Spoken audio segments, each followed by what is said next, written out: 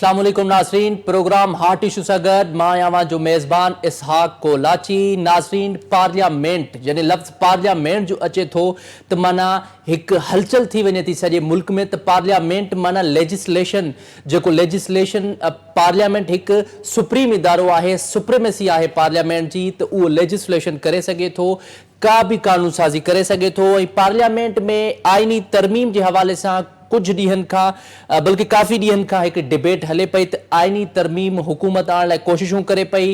त उनमें कुछ शिकू आहिनि जेके तव्हांखे ॿुधायां। सभ खां पहिरियां त उनमें चीफ जस्टिस काज़ी फ़ाइज़ा साहब या जेके जजिस आहिनि उन्हनि खे एक्सटेंशन जे हवाले सां ऐं कॉन्स्टिट्यूशनल कोर्ट्स जे हवाले सां इहे जेके शिकू आहिनि उहे उनमें आइनी तरमीम में शामिल आहिनि। पर हिन वक़्तु जेको ड्राफ्ट आहे उहे 3 चेंज थी चुका आहिनि, छाकाणि त अपोजिशन जेके पार्टियूं आहिनि उहे हुकूमत खे कंहिं भी तरीक़े सां वोटिंग करण लाइ तैयार न आहिनि। ऐं पाण प्रोग्राम में जेके गुज़री विया आहिनि प्रीवियस प्रोग्राम में इन मामलनि ते पाण ॻाल्हाईंदा रहिया आहियूं। ऐं हाणे अक्टूबर, छाकाणि त असां वटि पीपल्स पार्टी जा जेके पैनलिस्ट असांखे जॉइन कंदा आहिनि उन्हनि जो इहो चवणु हुयो त एक्सपेक्टेड आहे त अक्टूबर जे फर्स्ट वीक या सेकेंड वीक ते ॿीहर आइनी तरमीम पार्लियामेंट में पेश कजे ऐं उहा हींअर जेको असां ईंदासीं प्रॉपर प्लैनिंग सां ईंदासीं। सो उन हवाले सां पाण इनखे बि हाईलाइट कंदासीं प्रोग्राम में। उन सां गॾोगॾु नाज़रीन, फ़लस्तीन जे हवाले सां जेको इशू आहे, ऑल पार्टीज़ कॉन्फ्रेंस थी आहे ऐवान सदर में, जंहिंमें पूरे पाकिस्तान जूं जेके बि पॉलिटिकल पार्टियूज़ आहिनि उहे शरीक थिया आहिनि। मौलाना फज़लुर रहमान, सदर पाकिस्तान, वज़ीर आज़म शहबाज शरीफ़ ऐं ॿिया बि उते सियासी अॻवान मौजूदु आहिनि। ऐं उनखां अलावा नाज़रीन, ॿियो सियासी सूरत हाल जेका आहे थोरो पेचीदगी जी तरफ़ वञे पई, अफ़रा तफ़री थिए पई ऐं उन हवाले सां बि पाण थोरो इनखे बि ज़िक्र कंदासीं। उन सां गॾोगॾु जेको शंघाई कॉर्पोरेशन ऑर्गेनाइजेशन आहे उन हवाले सां बि पाण थोरो डिस्कस कंदासीं त उहो इजलास थियणु वञे पियो, केतिरी कामयाबी थींदी ऐं उहो इजलास में पाकिस्तान खे होस्टिंग करण जो केतिरो फ़ाइदो थींदो, उन मामले ते पाण डिस्कस कंदासीं। असां सां गॾु मौजूदु आहे साइमा आगा, जेका पार्लियामेंटी सेक्रेटरी आहे स्पोर्ट्स, ऐं उनखां अलावा MPA भी आहे, पीपल्स पार्टी जी अॻवान आहे। वॾी महिरबानी मैडम साइमा आगा, अवां असांखे टाइम ॾिनो। मैडम, सभ खां पहिरियां तव्हां इहो ॿुधाइजो हिन आइनी तरमीम खे कीअं था ॾिसो ऐं पीपल्स पार्टी जो हिन आइनी तरमीम सां हिकिड़ो वॾो लिंक्ड आहे, छाकाणि त ही पीपल्स पार्टी जेका आहे उहा इतिहादी गवर्नमेंट आहे, नून लीग जी ऐं फीडल में उन्हनि जो इतिहाद आहे। उन्हनि सां यकीनन हाणे छा थो लॻे, एक्सपेक्टेड छा आहे, अक्टूबर में का आइनी तरमीम आणबी पार्लियामेंट में, ऐं तव्हांखे छा थो लॻे हींअर जेका आइनी तरमीम पार्लियामेंट में पीपल्स पार्टी आणींदी या हुकूमत आणींदी, उहो हुकूमत कामयाब वेंदी वोटिंग करण में? हेलो जी मैडम, आवाज़ अचे पियो तव्हांखे? अच्छा जी, सवाल जेको आहे वो ॿीहर दोहराइजो त पोइ लाइन जी मैडम, मूं इहो पे पुछा कई साइमा आगा साहिबा, मां इहा पुछा पे कई त ही आइनी तरमीम जे हवाले सां त हाणे तव्हांखे छा थो लॻे अक्टूबर में हिन महीने में चीफ जस्टिस काज़ी फ़ाइज़ा साहब जेके आहिनि उहे रिटायर थियण वारा आहिनि, तव्हांखे छा थो लॻे हाणे आइनी तरमीम आणबी पार्लियामेंट में, ऐं तव्हांखे छा थो लॻे हिन दफ़े हुकूमत पीपल्स पार्टी ज़ाहिर आहे उन्हनि जी इतिहादी हुकूमत आहे, त उन्हनि में तव्हांखे छा थो लॻे पीपल्स पार्टी या हुकूमत नून लीग उहे कामयाब वेंदा आइनी तरमीम करण में? ॾिसो, आइनी तरमीम जे हवाले सां जेके हिजान पैदा कयो वियो आहे न, त जीअं काज़ी फ़ाइज़ा साहब जो जेको नालो वठे थो वञे हिन शइ में, त पोइ उहो ग़लति आहे। आइनी तरमीम काज़ी फ़ाइज़ा या कंहिं जज खे एक्सटेंशन ॾियारण जे लाइ न पई थिए। हुन में काज़ी फ़ाइज़ा जेका रिटायर थियण वारा आहिनि उहो पंहिंजी मुदत पूरी कंदा, ज़रूरी न आहे त जेको आहे उहो रिटायर थियनि और वरी एक्सटेंशन जो आइनी तरमीम में को ड्राफ्ट में को नालो आहे ई कोन्हे। हे सिर्फ़ु तव्हांखे डिस्ट्रैक्ट करण जे लाइ जेको आहे हिकिड़ी अफ़रा तफ़री फैलाइण जे लाइ जेका आहिनि माण्हू ॻाल्हियूं था करनि। आइनी तरमीम जजिस जे लाइ आहे ई कोन्हे। हुन में आइनी तरमीम में हिकिड़ी शिक इहा रखी वई आहे त जजिस जेकी आइनी कोर्ट ठहंदियूं हुननि जे लाइ जजिस जेका आहिनि उहो सेपरेट हूंदो। जेका हाणे चीफ जस्टिस जेको ॿियो अचण वारो आहे, त असांखे या पीपल्स पार्टी जेकी असांजी पार्टी आहे हुन प्लेटफॉर्म सां कोई बि जेको आहे असांखे हिन शइ ते एतिराज़ कोन्हे त काज़ी फ़ाइज़ा अचे या मंसूर अली शाह अचे। चेयरमैन बिलावल भुट्टो ज़रदारी साहब पहिरीं चई चुका आहिनि त जेको नेक्स्ट चीफ जस्टिस आहे उहो जस्टिस मंसूर अली शाह आहे। पर कॉन्स्टिट्यूशनल कोर्ट जी जेकी ज़रूरत आहे हिन वक़्त जी सभिनी खां अहम ज़रूरत आहे कॉन्स्टिट्यूशनल कोर्ट। ऐं उहो असां जेका आहिनि पंहिंजी पार्टी जेकी असां आहे पीपल्स पार्टी उन में तमामु सीरियस आहे। ऐं उहो जेको मुतालबो तव्हांखे बि ख़बर हूंदी त असांजो जेको बैक ते जेको शहीद मोहतरमा बेनज़ीर भुट्टो साहिबा जेको 30 साल अॻु में 2008 में चयो हुयो त आइनी कोर्ट जेका आहिनि उहो अलॻि थियणु खपनि ताकी आइनी मुक़दमात जेका बि आहिनि उन आइनी कोर्ट में थियनि। जेका लिटिगेंट आहिनि जेका सिविल लिटिगेंट आहिनि हुननि जा जेका मुक़दमात आहिनि उहो जेका डिस्टर्ब न थियनि।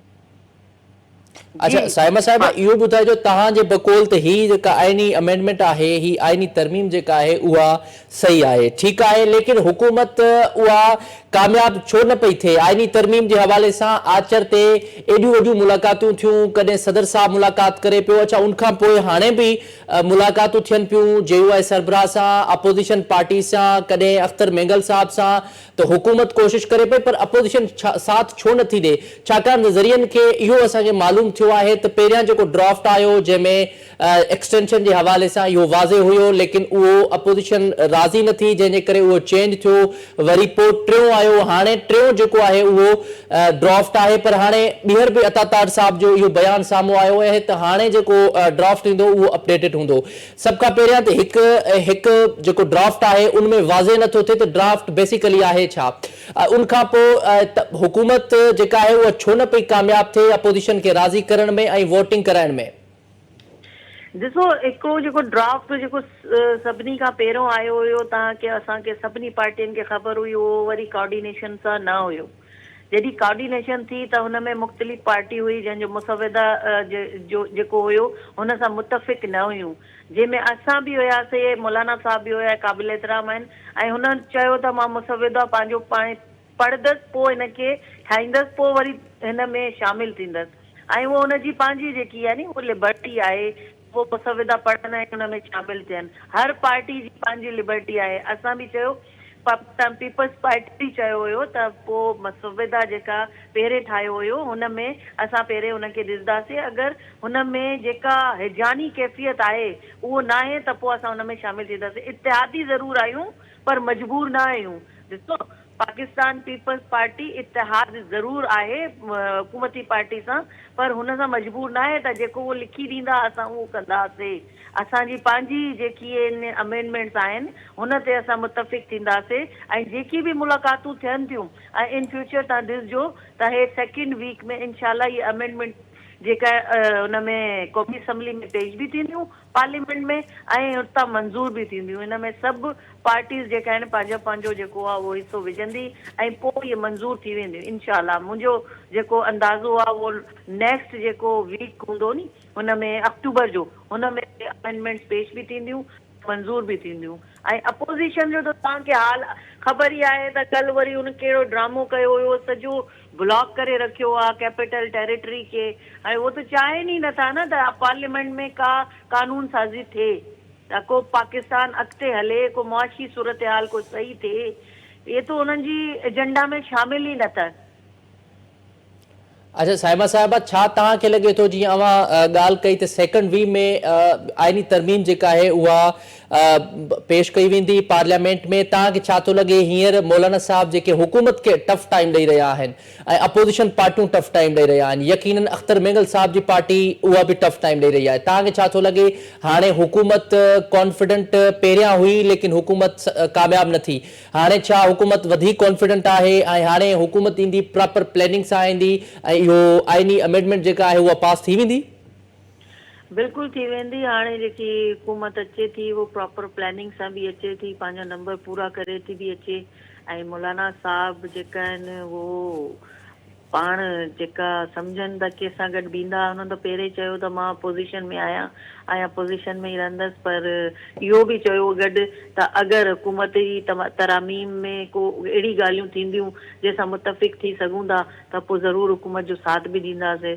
मौलाना साहब अगरि साथ ॾींदो त सही आहे न त पोइ अलॻि बि सही आहे। मुंहिंजे ख़्याल में मौलाना साहब खां बिना बि इहा तरमीम पास थी वेंदी।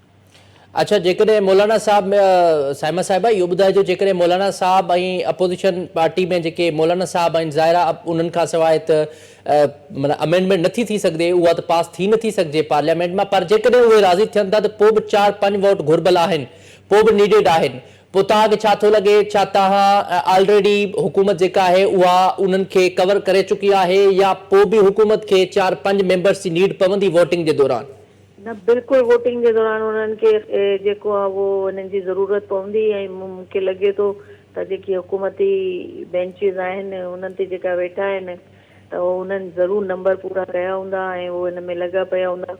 इनशाला 1-2 ॾींहंनि में संविदा बि साम्हूं अची वेंदो ऐं नंबर्स बि अची वेंदा ऐं तव्हां पोइ ॾिसजो इहे तरमीम। इनशाला असां पंहिंजी कॉन्स्टिट्यूशनल कोर्ट वारी जेकी तरमीम आहे उहो तो असां ज़रूरु पूरी कंदासीं इनशाला। अच्छा मैडम, इहो ॿुधाइजो त फ़लस्तीन सां इज़हार हमदर्दी जे लाइ अॼु ईवान सदर में ऑल पार्टीज़ कॉन्फ्रेंस थी आहे, उनमें सभु पार्टियूं शरीक थियूं आहिनि, जंहिंमें मौलाना साहब जो बयान बि असां ॿुधो। उनखां अलावा सदर पाकिस्तान, वज़ीर आज़म शहबाज शरीफ़ साहब ऐं ॿिया बि सीनियर अॻवान जेके हुआ, सियासी अॻवान, उहे उते मौजूदु हुआ, उन्हनि बि हिकिड़ी प्रेस कॉन्फ्रेंस कई। अच्छा, तव्हां छा था सम्झो, फ़लस्तीन सां इज़हार हमदर्दी सिर्फ़ु कॉन्फ्रेंस थ्रू ई कबी या उनखां अलावा प्रैक्टिकली उन्हनि सां फिज़िकली तौर ते मदद कबी? छाकाणि त फ़लस्तीन जो जेको इशू आहे हिन टाइम तमामु घणो इम्पोर्टेंट आहे इन वर्ल्ड, छाकाणि त हीउ अहिड़ो इशू आहे जेको वर्ल्ड वार 3 जे तरफ़ वञे पियो। तव्हां छा था सम्झो, सिर्फ़ु एतिरो ई काफ़ी आहे या हुकूमत खे वधीक फ़लस्तीन सां सपोर्ट करणु खपे ऐं उन्हनि सां गॾु बीहणु खपे? न, बिल्कुलु फ़लस्तीन त ॾिसो, फ़लस्तीन जा ॿार जेका आहिनि असांजा ॿार आहिनि, फ़लस्तीन जा माण्हू असांजा माण्हू आहिनि, जेके उते मुसलमान जी नस्ल कशी थिए पई उन्हनि सां जेको नाइंसाफ़ी थियनि पियूं, केतिरा अहिड़ी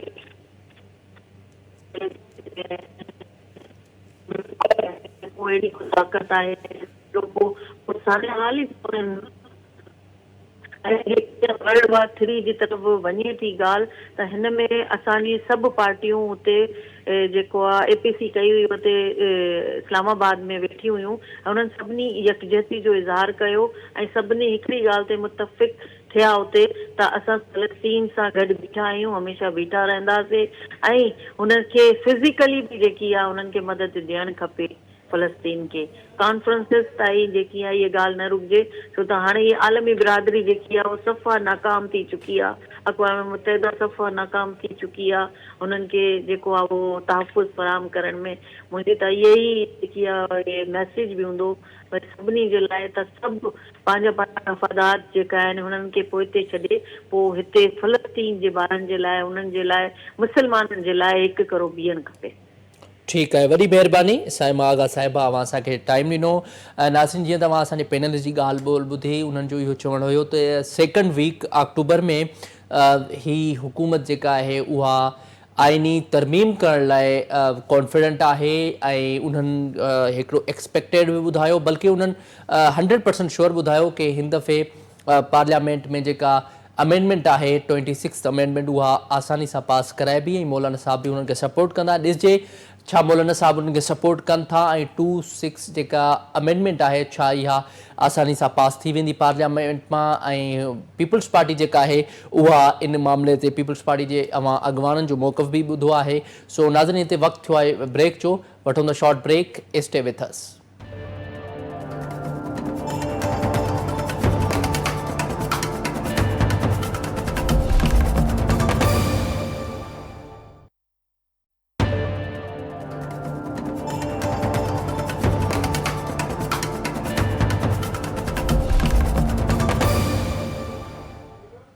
वेलकम बैक नाज़रीन, प्रोग्राम में एक दफ़ो ॿीहर अव्हांखे भलीकार कयूं था। नाज़रीन, जीअं त पाण पॉलिटिकल इशूज़ खे हाईलाइट पे कयो ऐं डेवलपमेंट्स जे मथां डेवलपमेंट्स थियनि पियूं ऐं हींअर जेको ही अक्टूबर आहे यकीनन ही हिकु कानून साज़ी करण जो अक्टूबर आहे, छाकाणि त सेप्टेंबर में हुकूमत वॾी कोशिशि कई आइनी तरमीम आणिजे ऐं उनखे पास कराइजे, पर अनफॉर्चुनेटली उहे पंहिंजे जेके मक़सद में कामयाबु न थी सघिया। कुझु अपोज़िशन जेके पार्टियूं हुयूं, उहे मौलाना साहब हुजनि या ॿियूं पार्टियूं हुयूं, जिन्हनि वोटिंग करण खां साफ़ इनकार कयो हुकूमत खे ऐं तॾहिं उहा आइनी तरमीम हुकूमत पारां पार्लियामेंट में पेश न कई वई ऐं उहा पास न थी सघी। हींअर अक्टूबर आहे, छाकाणि त इहो एक्सपेक्टेड आहे। असां जे नाज़रीन खे ॿुधाईंदा रहिया आहियूं प्रोग्राम में, ऐं उन सां गॾोगॾु जेके पीपल्स पार्टी जा अॻवान असांजे प्रोग्राम में जॉइन कंदा आहिनि उन्हनि इहो एक्सपेक्टेड ॿुधायो हुयो त ही अक्टूबर में वरी ॿीहर आइनी तरमीम जेका आहे उहा पार्लियामेंट में पेश कई वेंदी ऐं उन्ही खे पास बि कराई वेंदी, ऐं उन्हनि खे कुझु उमेद बि आहे त हींअर जेके मौलाना साहब हुजनि या ॿियूं पार्टियूं हुजनि उन्हनि खे सपोर्ट कंदियूं ऐं वोटिंग कंदियूं। इन हवाले सां लीगल जेका फ्रेटर्निटी आहे उन्हनि जो छा मौक़िफ़ आहे, जेके वुकला बिरादरी आहे, वकील बिरादरी आहे, उन्हनि जो इन हवाले सां कहिड़ो मौक़िफ़ आहे। असां सां गॾु सीनियर कानूनदान आहिनि ऐं बैरिस्टर भी आहिनि, सरफराज़ मेतलो साहब असांखे उन्हनि जॉइन कयो आहे, जेके general secretary Sindh high court bar association पिण आहिनि। वरी महिरबानी सरफराज़ मेतलो साहब, मां असांखे टाइम ॾिनो। सर, ही जेका आइनी तरमीम आणी पई वञे ऐं चीफ जस्टिस कादी फ़ाइज़ा साहब जी जेके ही आख़िरी ॾींहं आहिनि, तव्हांखे छा थो लॻे, छा हाणे चेंजिंग थींदी, को चीफ जस्टिस नओं ईंदो मंसूर अली शाह साहब, या हुकूमत का आइनी तरमीम करे चीफ साहब कादी फ़ाइज़ा साहब खे कुझु टाइम वधाए ॾींदी? साईं मुंहिंजा तव्हांजो घणे खां महिरबानी, तव्हां असांखे पंहिंजे मौक़िफ़ ते साम्हूं रखण जो मौक़ो ॾिनो। दरअसल ॾिसो, इहा क्यासाई करण खां पहिरियों असां हिकिड़ी कानूनी ऐं आइनी मुद्दे खे साम्हूं रखूं त पार्लियामेंट जो हक़ आहे त उहो कानून साज़ी कनि ऐं जॾहिं चाहिनि तॾहिं कानून साज़ी कनि। जीअं जजनि जो हक़ आहे त उहे फ़ैसिलो कनि, पर फ़ैसिले करण जे लाइ, केस हलाइण जे लाइ हिकिड़ो तरीक़ेकार तरतीब ॾिनल आहे, मरतब थियल आहे। जेकॾहिं उहो तरीक़ेकार फॉलो न थींदो आहे त उहे प्रोसीडिंग्स विशिएट थी वेंदियूं आहिनि। साॻीअ तरह इहो पार्लियामेंट जो हक़ त आहे त उहे पंहिंजो जीअं चाहिनि तीअं कानून साज़ी कनि, पर उनजो जेको प्रोसेस आहे, जेको प्रोसीजर आहे, उहो फॉलो ज़रूरु करणु घुरिजे। जेकॾहिं न फॉलो कंदा त ईअं जीअं जजनि जी जजमेंट जेका हूंदी आहे उहा इनवैलिड थी वेंदी आहे प्रोसेस खे फॉलो न करण जे करे। ईअं ई पोइ वरी प्रोसीजर जे फॉलो न करण जे करे लेजिस्लेचर ते आङुरियूं उथंदियूं आहिनि ऐं उहे कानून पोइ इनवैलिडेट करे छॾींदी आहे कोर्ट। हाणे इहो प्रोसेस फॉलो करण खां पोइ जेकॾहिं पार्लियामेंट इन जे क़ाबिल रहे थी त उहो इहा अमेंडमेंट करणु चाहिनि ऐं करे सघनि था, त क़ानूनी तौर ते हुन में को मज़ाक़ो कोन्हे को। जेसी ताईं ॻाल्हि आहे त कंहिं हिकिड़े फ़र्द वाहिद जे लाइ इहा अमेंडमेंट कई थी वञे, इन जे बारे में सुप्रीम कोर्ट जो अॻ में काफ़ी फ़ैसिलनि में मौक़िफ़ ऑलरेडी आहे ॾिनल त कंहिं फ़र्द वाहिद खे अकोमोडेट करण जे लाइ या नवाज़ण जे लाइ कानून साज़ी करणु ग़लति आहे ऐं उनखे सुप्रीम कोर्ट बार बार डिसलाइक कयो आहे, उनखे रोकथाम बि थी आहे। सो हाणे इहो आहे बेसिकली पार्लियामेंट जो मुद्दो। क्यासाराई करण खां ॿारूं पाण गुरेज़ कंदियूं आहिनि, छाकाणि त उहे सियासी माण्हुनि जा मौक़िफ़ थी सघनि था। ॿार जो हिकिड़ो कानूनी मौक़िफ़ आहे ऐं उहो इहो ई आहे त मुल्क जे फलाह ऐं बहबूद जे लाइ जेका बि कानून साज़ी करणु घुरिजे उहा प्रोसेस खे फॉलो करे करणु घुरिजे। अच्छा सरफराज साहब, एक तरफ़ चीफ जस्टिस कादी फ़ाइज़ा साहब इहा ॻाल्हि कनि था पिया त असां मूंखे कंहिं बि क़िस्म जी एक्सटेंशन न घुरिजे ऐं मां को बि करारदाद पास करणु नथो चाहियां, न मूंखे वधीक का वक़्तु घुरण जी मुंहिंजे लाइ को फ़ाइदो बि आहे। हुन पाण इन ॻाल्हि खे एग्री कयो आहे त मूंखे एक्सटेंशन न घुरिजे, कंहिं बि क़िस्म जी मूंखे एक्सटेंशन न घुरिजे। लेकिन हुकूमत पोइ बि उन्हनि खे सपोर्ट करे पई, पोइ बि कोशिशि करे पई त उन्हनि खे आइनी तरमीम आणे करे उन्हनि जो जेको 3 साल जो मुद्दो आहे उहो वधायो वञे, न सिर्फ़ु उन्हनि जो ऐं ॿियनि जो बि वधायो वञे। ज़ाहिर आहे अगरि इहो वधंदो त हिकिड़ो जस्टिस मंसूर अली शाह जेके आहिनि उन्हनि खे हिकिड़ो वॾो नुक़सानु अची वेंदो। तव्हां छा था सम्झो, हुकूमत खे छा कादी फ़ाइज़ा साहब में एॾो इंट्रस्ट आहे, छा जस्टिस मंसूर अली शाह में इंसाफ़ जी उमेद न आहे जो हुकूमत मंसूर अली शाह साहब खे किराइण जे करे ही हिकिड़ी नई आइनी तरमीम सां हिकिड़ो नई कानून साज़ी करण जी कोशिशि कनि पिया? सभ खां पहिरियों त आउं तव्हांखे ॿुधायां, इहो कानूनी मुसविदो जेको पार्लियामेंट में पेश थियो असांजी तक़रीबन 2 हफ़्ता पहिरीं सुप्रीम कोर्ट में all Pakistan bar association representative conference कोठाई वई हुई, इजलास कोठायो वियो। हुन इजलास में इहा शइ तय कई वई हुई त अहिड़े क़िस्म जी का बि एक्सटेंशन जी ॻाल्हि न थींदी। ऐं जॾहिं हींअर असां वटि हिते मां बिलावल भुट्टो ज़रदारी साहब खे अॼु खां 10-12 ॾींहं अॻु में सिंध हाई कोर्ट बार में इनवाइट कयो, मज़ू कयो त अचो तव्हां पंहिंजो मौक़िफ़ रखो, छाकाणि त तव्हांजी सिंध में हुकूमत आहे ऐं असां Sindh high court bar association जी क़यादत जे तौर ते चाहियूं था त असांजो अवाम ऐं असांजा वकील इन ॻाल्हि खां वाक़ुफ़ु हुजनि ऐं जेको बि असां मौक़िफ़ अख़्तियार कयूं उहो तव्हां खां डायरेक्ट इंफॉर्मेशन वठी ऐं पोइ मौक़िफ़ अख़्तियार कयूं।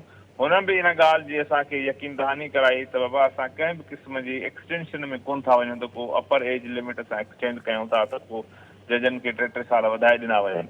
अहिड़ी ॻाल्हि उन असांजे चयो त कान थींदी। जेकॾहिं के रीअपॉइंटमेंट्स या फ्रेश अपॉइंटमेंट्स थींदियूं जो हिकिड़ो अलॻि सां प्रोसेस हूंदो, प्रोसीजर हूंदो, पर एक्सटेंशन जी ॻाल्हि काई बि कान्हे का। लिहाज़ा हुन असांजो बि इहो ॿारनि जो बि सभिनी जो इहो मुतफ़िक़ आहे, हिकिड़ी रिकमेंडेशन आहे त उमिरनि जी मथीं लिमिट खे एक्सटेंड न कयो वञे। सो मुंहिंजो अंदाज़ो आहे ऐं जेसीं ताईं ॻाल्हि आहे काज़ी फ़ाइज़ ईसा साहिबु, उहो बि हिकिड़ो जज आहे, वक़्तु हुनजो बि गुज़री वियो आहे ऐं अॻिते बि जेकॾहिं हुनखे टाइम मिलंदो उहो टाइम बि गुज़री वेंदो, पर जेको कंट्रोवर्सीज़ आहिनि उहे वधंदियूं रहंदियूं।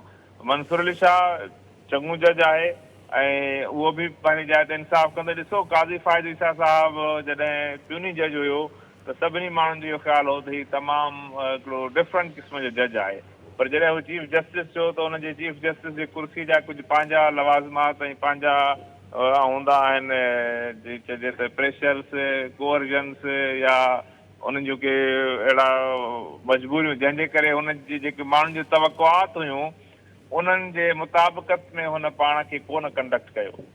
लिहाज़ा ख़बर न आहे त मंसूर अली शाह कहिड़े क़िस्म जो चीफ जस्टिस साबित थींदो ऐं माण्हू वरी ख़बर न आहे हुनजे बारे में छा तवक़ रखंदा। इहे सभु ॻाल्हियूं क़ब्ल वक़्तु आहिनि। मुंहिंजो इहो ख़्यालु आहे त दुनिया में को बि अहिड़ो माण्हू न आहे जेको इनफेलिएबल हुजे या इररिप्लेसेबल हुजे। निज़ाम जी ख़ूबसूरती आहे त हर माण्हू पंहिंजे वक़्त ते निकिरंदो वञे ऐं नवां माण्हू आहे जॻह वठंदा वञनि। अच्छा सरफराज साहब, ॿियो इहो बि ॿुधाइजो, हमेशह हिस्टोरिकली अगरि असां इन खे ॾिसूं, हिस्टोरिकली पर्सपेक्टिव सां ॾिसूं त जुडिशरी वर्सिस गवर्नमेंट इहो हिकिड़ो हमेशह रहियो आहे। जुडिशरी वर्सिस पार्लियामेंट, इहा डिबेट जेका आहे इन ते हिकिड़ी तमामु घणी डिघी डिबेट करे सघूं था, पर शॉर्ट में असां इन खे इहो तव्हां ॿुधायो असांखे त हीअ इन्हनि जो तकरार हमेशह छो हलंदो रहियो आहे, इहो फेवरेटिज़म जो कॉन्सेप्ट छो आहे? छाकाणि त हर हुकूमत चाहे थी त मुंहिंजी पसंदीदा चीफ जस्टिस हुजे, मुंहिंजो पसंदीदा जेको फ़ैसिलो अचे ऐं मुंहिंजो पसंदीदा फ़ैसिलो अचे थो त उन सां हुकूमत या अपोज़िशन पार्टी ख़ुशि हूंदी आहे त हीउ जज ईमानदार फ़ैसिलो कयो आहे, सुठो फ़ैसिलो कयो आहे। अगरि उहो उन्हनि जे फ़ैसिलो हक़ में नथो अचे त पोइ उहे चवनि था जज जेके आहिनि उहे न्यूट्रल न आहिनि। इन हवाले सां तव्हां कीअं छा चवंदो ऐं इनखे कीअं था ॾिसो, इन कॉन्सेप्ट खे ख़तमु कीअं कजे? ॾिसो इहो कॉन्सेप्ट ख़तमु थियण जो न आहे। वजह हुनजी इहा आहे त को बि इम्तिहान ॾियण वारो ॿार इहो न चाहींदो त इन्विजिलेटर या एग्ज़ामिनर मुंहिंजो मुखालिफ़ अचे या मुंहिंजे पसंदि जो न अचे। हर माण्हू चाहींदो आहे जेको, छोकी ॾिसो जज इम्तिहान वठंदड़ आहिनि ऐं फ़ैसिलो ॾींदड़ आहिनि। पार्लियामेंट ते ऐं जेका एग्ज़िक्यूटिव हुकूमत आहे, जेके बि पंहिंजा कम कंदियूं उहे सभई कम जज उन्हनि खे चेक कंदा। जीअं ॿार इम्तिहान पास कंदो या न कंदो, उनजो पेपर जेको लिखी ईंदो उन पेपर उन परफॉर्मेंस खे चेक उनजा उस्ताद कंदा, उनजो जेको एग्ज़ामिनर उहो कंदो। साॻीअ तरह हुकूमत कहिड़ी परफॉर्मेंस कई आहे, सही कयो आहे, ग़लति कयो आहे, पार्लियामेंट कहिड़ो कानून पास कयो आहे, सही कयो आहे, ग़लति कयो आहे, इनखे चेक जज कंदा। लिहाज़ा हर हुकूमत जी इहा कोशिशि रही आहे त जज उन्हनि सां हम आहंगीअ में हुजनि ऐं जॾहिं त जजनि जो कमु ई इहो आहे त उहो हुननि खे चेक रखनि। चेक रखण जो मक़सदु आहे त हुननि सां हम आहंगीअ में उहे नथा थी सघनि ऐं उन्हनि जे ग़लतियुनि खे उहे पकड़ कनि। ऐं उहे इहो ई तरीक़ो आहे निज़ाम जी ख़ूबसूरती त जेको हुकूमत आहे ऐं जेको कानून साज़ इदारो आहे उहो उन्हनि ग़लतियुनि खे ॿीहर दोहराइण खां लहिराए, छाकाणि त उहो सम्झो त असां ग़लतियूं कंदासीं त अदलिया हुनखे पकड़ कंदी। तो उन में का मज़ाक़ो कोन्हे जेकॾहिं हिक ॿिए जी पकड़ कनि था, पकड़ करणु घुरिजे ऐं इन सां ई निज़ाम बहितर थींदो रहंदो।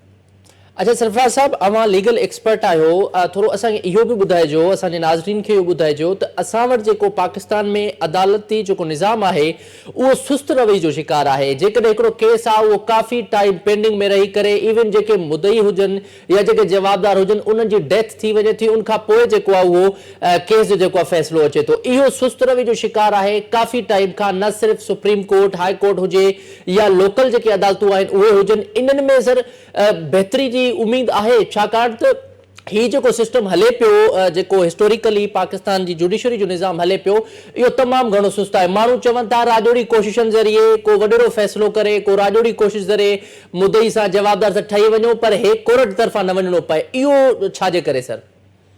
ॾिसो हुकूमत ते ऐं कानून साज़ इदारे ते अदलिया जी आहे मथां चेकिंग। अदलिया जे मथां कंहिंजी चेकिंग कान्हे का।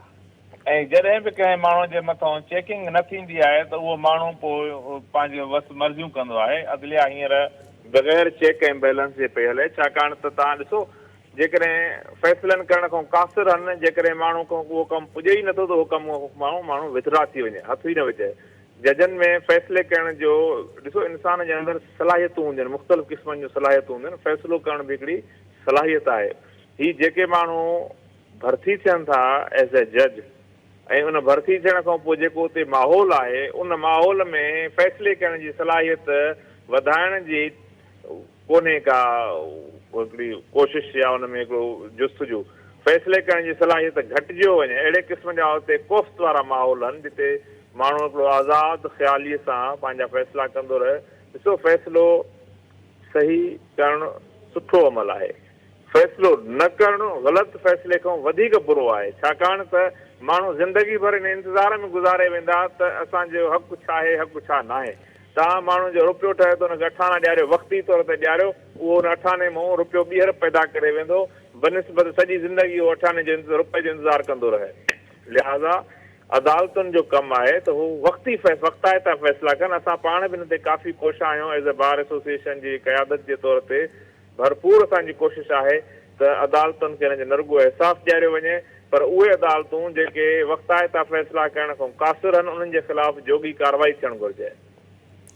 अच्छा सरफराज साहब, जीअं अवां पहिरियों ॿुधायो असांखे त हाई कोर्ट में जॾहिं बिलावल भुट्टो ज़रदारी साहब शरीक थिया, उन्हनि प्रेस कॉन्फ्रेंस बि कई, यकीनन उते स्पीच बि कई, ऐं उन सां गॾोगॾु हाणे जेकी हुकूमत आहे, जेके हुकूमती इतिहाद जेके गवर्नमेंट्स आहिनि, जेके पार्टियूं आहिनि, उन्हनि जो इहो चवणु आहे त असां एक्सटेंशन जे हवाले सां या जजिस जी एज लिमिट वधाइण जे हवाले सां का बि अमेंडमेंट में इहा शिक न आणींदासीं। पर तव्हांखे छा थो लॻे, जेकॾहिं इहा अची वञे, उनखां पोइ वुकला बिरादरी जेका आहे उन्हनि जो छा रद्द अमल हूंदो? छाकाणि त हाणे हुकूमत अगरि कानून साज़ी करण जे लाइ को आइनी तरमीम आणे थी पार्लियामेंट में, त उहो फुल प्लैनिंग सां ईंदी, ऐं लॻे ईअं थो त उहा आइनी तरमीम पास थी वेंदी। अगरि ईअं पास थिए थी ऐं काज़ी फ़ाइज़ साहब खे एक्सटेंशन मिले थो, त पोइ वुकला बिरादरी जो छा रद्द अमल हूंदो इन ते?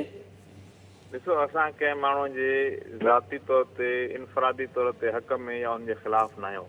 असां कानून जा मुहाफ़िज़ आहियूं। आइन ऐं कानून जी बालादस्ती, अदलिया जी आज़ादी, इहो असांजो मंशूर जो हिसो आहे।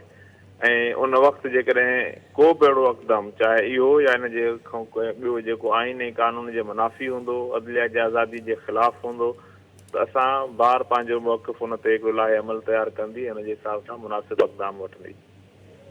ठीकु आहे, वॾी महिरबानी सरफराज़ मेतलो साहब, अवां असांखे टाइम ॾिनो। ऐं नाज़रीन, अवां लीगल एक्सपर्ट जेके आहिनि सरफराज़ मेतलो साहब असां सां गॾु मौजूदु हुआ। अवां उन्हनि जूं ॻाल्हियूं ॿुधियूं। उन्हनि जो इहो चवणु हुयो त जेका वुकला बिरादरी आहे, वकील बिरादरी आहे, उन्हनि पहिरियों बि जेको मौक़िफ़ रखियो आहे, चाहे उहो सुप्रीम कोर्ट बार एसोसिएशन हुजे, Sindh high court bar association हुजे, उन्हनि पंहिंजो साफ़ मौक़िफ़ ऐं चिटो मौक़िफ़ रखियो आहे त कंहिं बि इंडिविजुअल के एक्सटेंशन मिलण गैर आइनी आहे, गैर कानूनी आहे।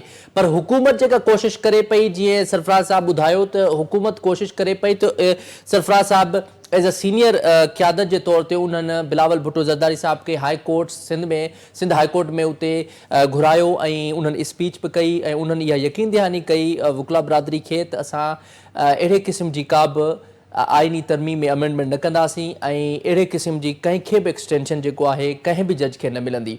अवां उन्हनि जो मौक़िफ़ ॿुधो, पर पोइ बि जेकॾहिं इहा अचे थी, त पोइ बि तव्हां उन्हनि जो मौक़िफ़ ॿुधो त सरफराज़ साहब जो इहो चवणु हुयो त हीअ अगरि अहिड़े क़िस्म जी अमेंडमेंट थिए थी ऐं कंहिं इंडिविजुअल जज खे उहो एक्सटेंशन मिले थी, त उहो जेको आहे सख़्तु रद्द अमल ॾींदा, ऐं उहो पंहिंजो मौक़िफ़ जेको आहे अवाम जे साम्हूं रखंदा, ऐं उन ते स्ट्रेटजी ठाहींदा, लाइ अमल ठाहींदा। सो अवां असांजे पैनलिस्ट जूं ॻाल्हि ॿोल ॿुधी, ऐं यकीनन अवां कानून साज़ी जे हवाले सां ॼाणियो। सो हिन वक़्तु जेको नाज़रीन प्रोग्राम जो वक़्तु आहे, उहो पंहिंजी पुॼाणी थो पहुचे। मूंखे ॾींदा इजाज़त, अल्लाह निगहबान।